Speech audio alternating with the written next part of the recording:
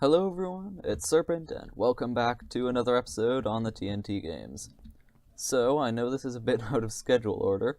What should be today is a Serpentland episode, but I really want to get this finished. Yep, finished.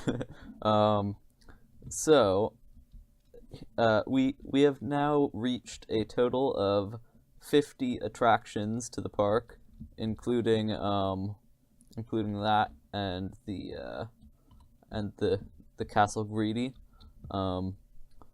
So now what I want to do, since we've reached that rather nice number, is wrap up all the thingies in this theme park and make sure everything works well and make sure everything's done well and is fun.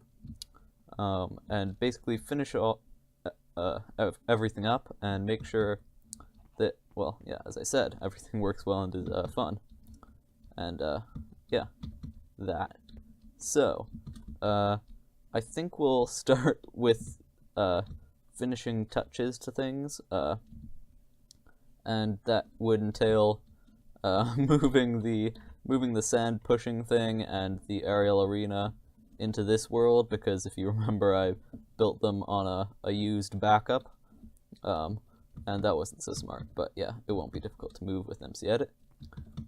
So I'll do that first, and then I was thinking after that we finish the pathways to places, because I actually haven't got pathways everywhere. Mainly over here, I haven't got a pathway or an entrance system to the aerial arena, which isn't here, as well as that. So we need to do that. And then we'll see and then we'll fill up chests with those instruction books that we put in most things, like this one over here, for example. And of course, that one. Yep, make sure all that's up to date. Basically, finish everything up so that we can publish the map, which is pretty exciting. The move is complete, as you can see from that slightly out of render distance picture of the floaty arena. And now what we want to do is make sure all the games work. And since there are a lot of them, that is a little bit difficult. However, most of them I have tested before, and they do work. There are just a couple problematic ones that might not work so well. So this one used to blow up a bit more than just the houses here, but I've fixed that with the reduction of the quantity of TNT that was in there. So that works fine now. And basically I'll just head through all of these and make sure they all work. Now, don't ask me how, but somewhere along the lines, this maze became literally impossible. There is supposed to be a little bit of perceived impossibility. For example, you start here, and there's no way to get past here. See? No way. Because you have to go underground somewhere. But somewhere underground, I'd blocked up the only way to the end, and I'm not sure why I did that or when I did that, but apparently that happened, so I've unblocked it. That, so far, has been the only trouble. I imagine there's plenty more, though, so let's keep going and find them out. So at this point, I've made a few more changes. Over here, I've put in some more gear. Over here, I have edited the redstone a little to make things a little bit more reliable, and re-put in the skeletons, because apparently I didn't name them last time. But the main change that I'm going to make is this. So when you beat this game, this is the anvil on your head game, if you remember, when you beat the game, the anvils don't stop falling. So that's a problem.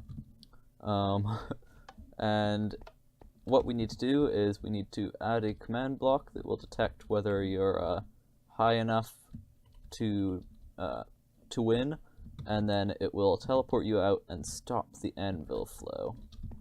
So, let's give ourselves a command block, and it will be repeat, always active, and let's see, test for closest, all players, and then x equals, can we just do x, or, oh, right, y equals, and then find a y value. Let's see, we want the feet to be here, say, or no, we want the feet to be here, so this y level, that would be 15, y level 15, and that. So, let's plop that down here, found serpent dagger, and if I'm above, still says found serpent dagger. And if I'm way down here, interesting. How about y is greater than 15? Okay, invalid selector. What about equal to or greater? Found, but it ain't.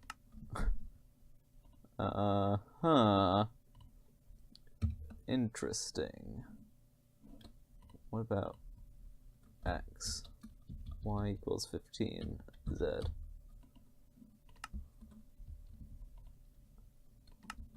Weird. Why isn't this working? They are different outputs. You can see that that's changing. The time. Okay, that's odd. Let's try and figure this out then. Okay, I figured it out. Apparently you need a radius indicator there as well. So we'll set that to 20. And then we'll put this well, I guess down below in the command area would be where we want it.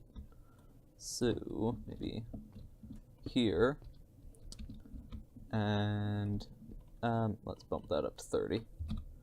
Okay. So now that we have that, we want to take a comparator signal out from that, and then run that into a normal command block that TPs everyone to coordinates. Hold on. Oh, this is where the entrance is. Over here, there are some command blocks that do that. Let's see. Where are they? Okay, apparently the command block is inside the area. Interesting. Get me out of here. Well, we're actually in luck a little here. This line here is a reset line. So instead of doing that, we just grab a repeater, plop it down, and hey. Why is it saying that? Why? What? It was working just a moment ago.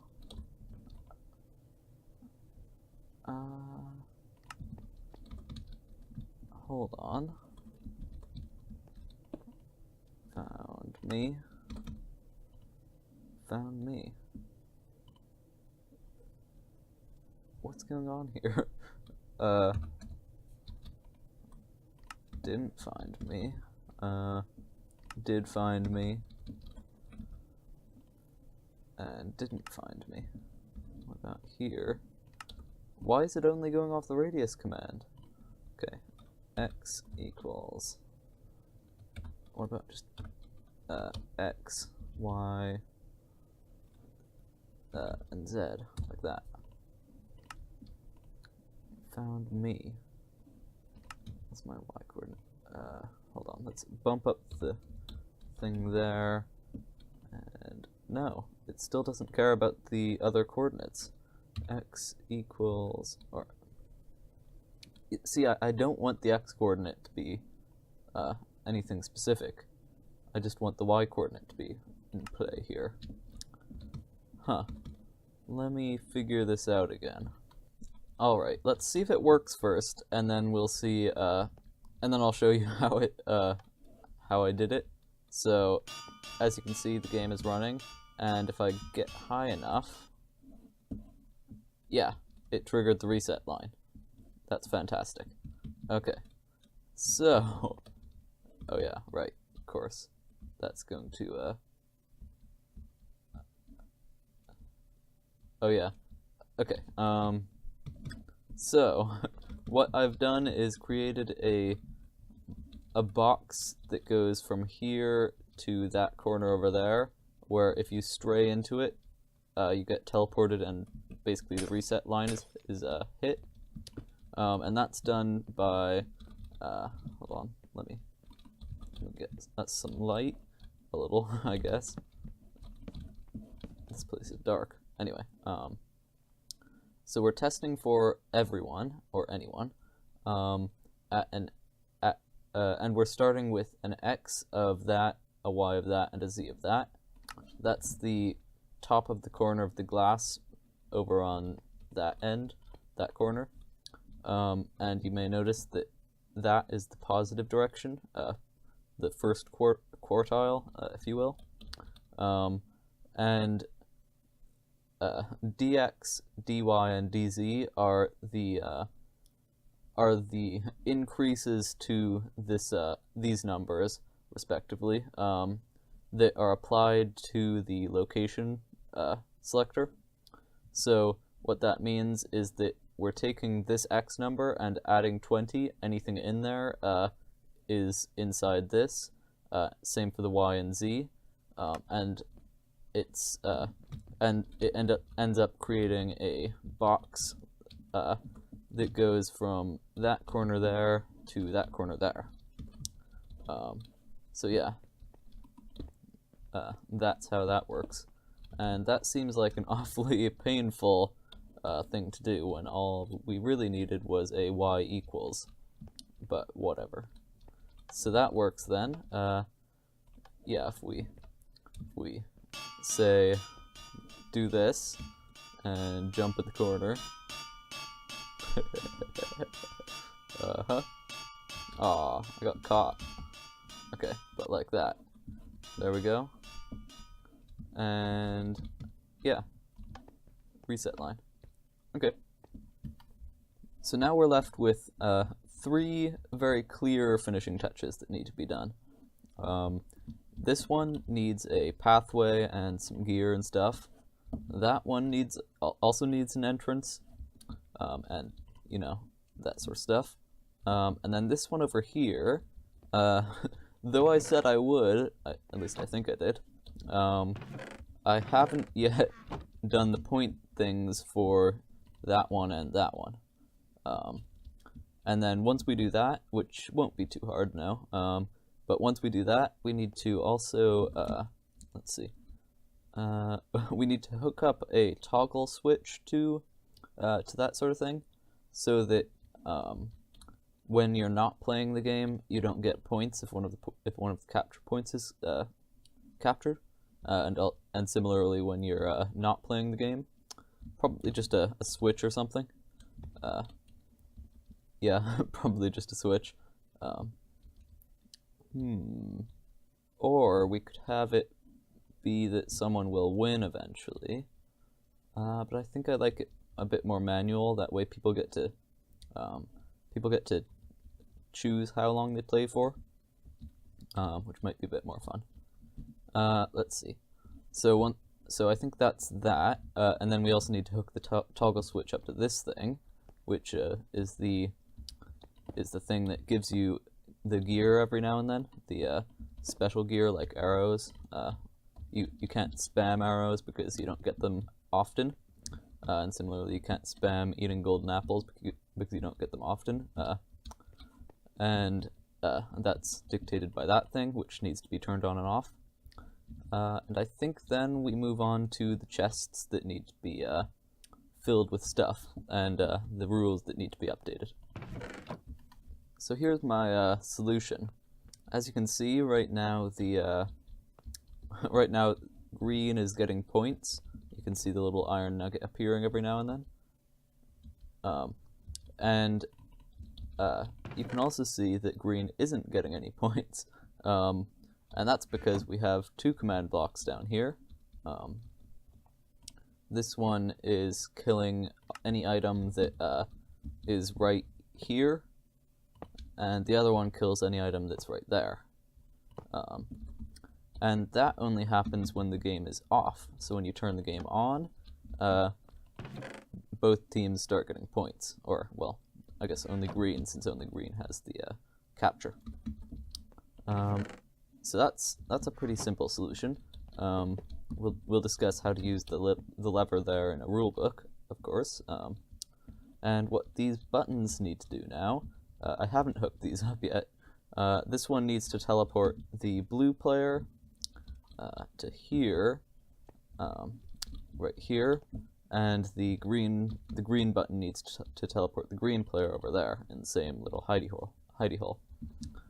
So that won't be too difficult. Let's turn the game off. So one other thing, one slightly interesting thing that we're going to be doing next is, if you remember that TNT game, let's see, I know that's not really too specific, but the TNT game where TNT randomly drops from the sky, if you remember that one, then what we're going to do is update its dropping mechanism. So you can see that it's not actually too random, it's always going to be one of these, and we're going to try and change that. Hopefully it'll turn out pretty well. Yeah, I think it will turn out quite well, and that'll be pretty interesting. So stay tuned for that. But for the meantime, we have to do some other stuff first, and that includes the oh, not quite there yet. That includes the two buttons here, and making a path for this, and a way of getting into that too. All right, I've got all the teleportation done, and the spawn point setting done, and I also took the liberty of putting in a toggle for this clock system. So now let's move on to the other courses. So before we move on to the more mundane aspect of building a path for that and that, what I want to do is head on over to here, where I thankfully stored a complicated command that I wrote before clearing my inventory of command blocks. And now we can head over to the place that the random TNT arena, you know, that one. Let's see, what is it? 100? Yeah, something like that. Okay. I think it's over here. Yeah. Okay. So the problem with this thing is that is not random enough, nor is it anywhere near cool enough, and it's too complicated. So what am I proposing that we do to fix this? Well, if we maybe drop down a couple blocks so stuff doesn't explode up there. I have prepared this. Now I'll walk you through the command in just a moment, but I think you can basically see how it works. Yep. And it didn't work. Well, okay. That's not too much of a big deal, since this is going to replace that stuff. But you see the sort of problem, which is, of course, that it can explode the spawner. So we'll need to place a repeating command block that places the command, that spawner. But first we need to perfect the spawner itself. If we look in here, there's a lot of complicated redstone stuff. Hold on, I don't know if this is recording actually. Okay, thankfully I had set it up right, even though I didn't test it beforehand. This is, if you're wondering, this is a little bit after the previous clip. Anyway, so it's a simple set block command right here, mob spawner and type 0 or data value 0, and replace, that's the type of set block we're doing. Then spawn data, this is what it spawns, the data of what it spawns. So the ID is TNT, and it's got a fuse of 80. And spawn count is 3, that's the maximum number that can spawn. The maximum nearby entities is how many entities can be nearby, or the cap of entities before it stops spawning. And the delay right here is how long it takes when you get near it before it'll start spawning. The minimum spawn delay is how the minimum amount of time between spawns, and that's the maximum amount of spawn time between spawns. And the required player range is 16, meaning you have to be within 16 blocks in order for it to spawn.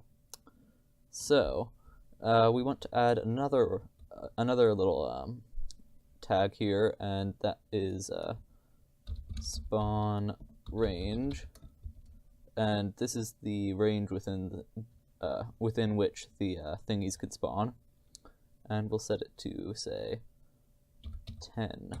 Oh, and I forgot a comma. Improper punctuation. Where is it? Spawn range. Here we go. Comma. Okay, let's grab that and plop that there. Boom. Quite literally.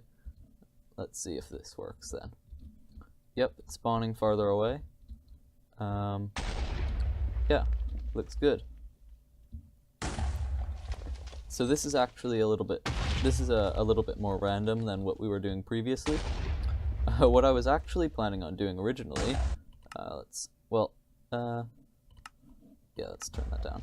What I was actually planning on doing originally was having a bat spawner here, and on their heads would be TNT, primed TNT, and the bats would be withered, so they'd fly around for a bit and then die, and the TNT would drop. But then I realized that you can do it perfectly randomly enough with just this. Not sure why I was overcomplicating it so much, but you have to admit it would be pretty cool. This is really our new system here.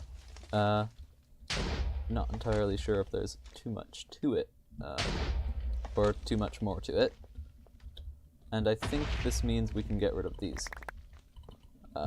If not, I have a backup of this thing before I do this, so whatevs. Yeah. Yeah, okay. Okay, so now I just need to fine-tune this a little, make sure the TNT is reaching where we want it to, and it looks like it is, but not hopefully reaching this thing, which is the only way of escaping. Yeah.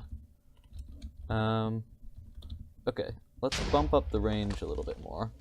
Let's see, spawn range, let's put it to 12. And make that. We won't really notice too much of a difference, and this probably isn't going to be too interesting, so, yeah. Okay, maybe 11. We don't want them spawning in the walls, really. Now, I'm just curious, what happens when we, when we do this sort of thing? I don't think we need that square bracket. ID, arrow. Making it extra deadly. Actually, that's incorrect. and this is still incorrect, by the way.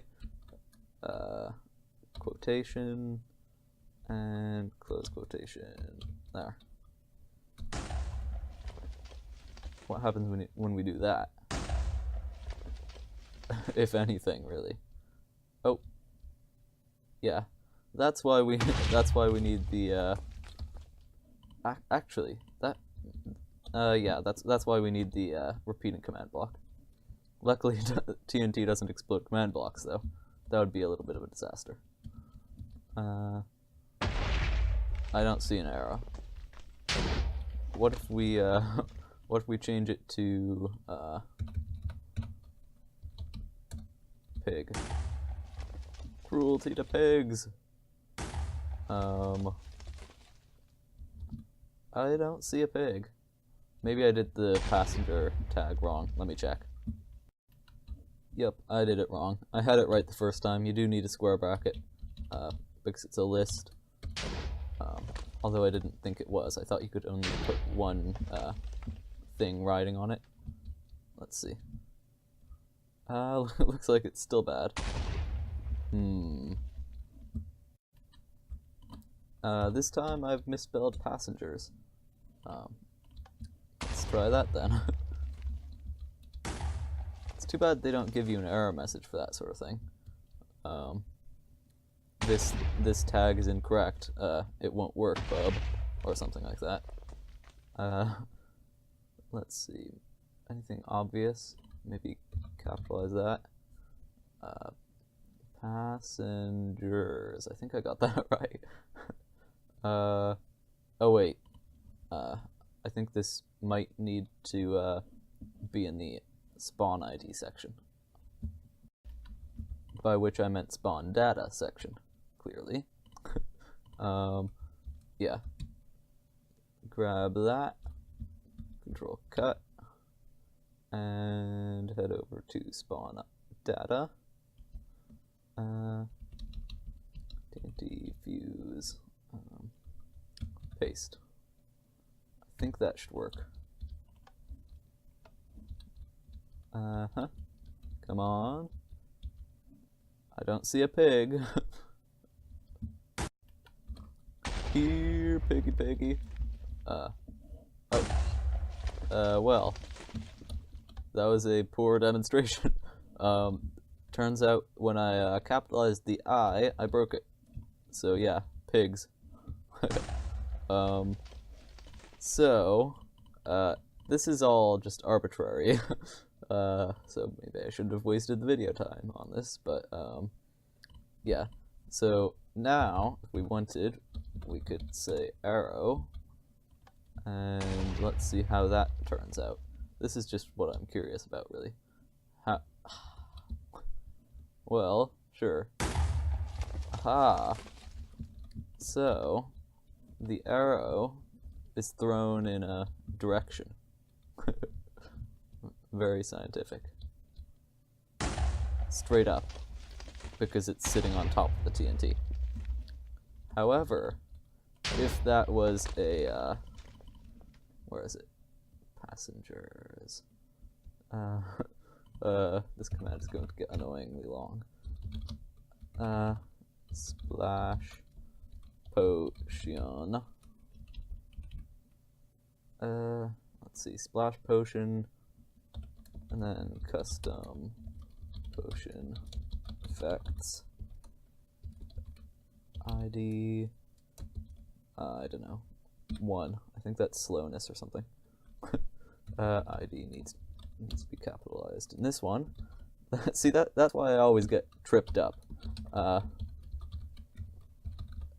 on, I think that's how it's spelled. That's why I always get tripped up. It lasts a different amount of, it's a different amount of capitalization for each different type of thing. It's weird. And it seems rather arbitrary to me. Duration, maybe, I don't know, 50. Let's see. Close that stuff off. Boom. Okay, how does that work? I don't see a potion.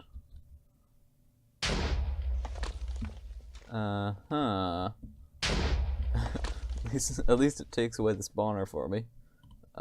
Maybe it's not splash potion, because yeah, that would make sense. Potion. Hit the button, not the command block. Okay. I'm not entirely sure why I'm spending video time on this, but I think it's kind of interesting, so whatever. Let me try and figure this out. I don't want to use more on it. Well, I can't find any way of getting the potion to spawn on the TNT. But since that isn't really related to what we're doing here, I don't think that's too much of a problem. So let's just get rid of the passengers tag. The problem, by the way, is that the what is it? The potion ID doesn't work. I'm not sure why, but all the sites that I've seen have said the same thing. That the potion ID should be potion, and that doesn't really work. That doesn't work at all. So that's not going to work. So that's our command block there, and now we want to take that and break that and that, and then go over here, and we don't need any of this anymore. All of this is overcomplicated. Well, it wasn't overcomplicated when we did it originally with that idea, but it is now, so toodles. Yeah, so now instead we want a repeating command block. I'll get rid of the rest of that later. We want a repeating command block. Say, oh, I don't know, here, and basically that, except that we want the coordinates there to be this. And that can be done rather easily just by popping it in over here. There we go. And, well, actually, let's just always active repeat. There we go. So that should be placing away, really. Let's get rid of this stuff. And if we break that, it comes back. So that means if it gets blown up, it doesn't matter. Okay, so now we just need to clean this stuff up and move on. So here we go. Game mode 0. The test shall begin now. Oh, this starting already.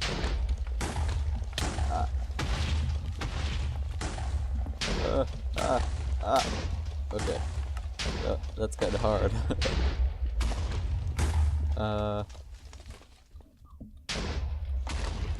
Run over here.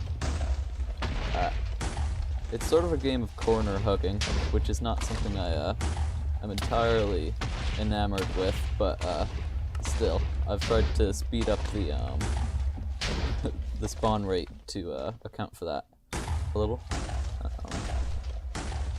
We are still getting ones that spawn in the wall, which is worrying because that might mean they spawn outside the wall too, which isn't so good. Let's head over here. But yeah, you can sort of see that it is really a game of corner hugging, but it can still be kind of hard anyway. Yeah, okay. Works for me then. Oh. Yeah, I think that'll do nicely. Ouch. Yeah. It doesn't look like they're spawning outside. That's nice. Okay. However, with that success, I think it's about time that we stop this episode. Yeah, that's about all the time there is in the episode for today. So, hopefully you enjoyed it. There were a lot of explosions and other good stuff, so that should make it enjoyable. So, thank you for watching, and I'll see you in the next one, where we will continue our journey in the department of finishing off everything. So, I'll see you then, and take care. Goodbye.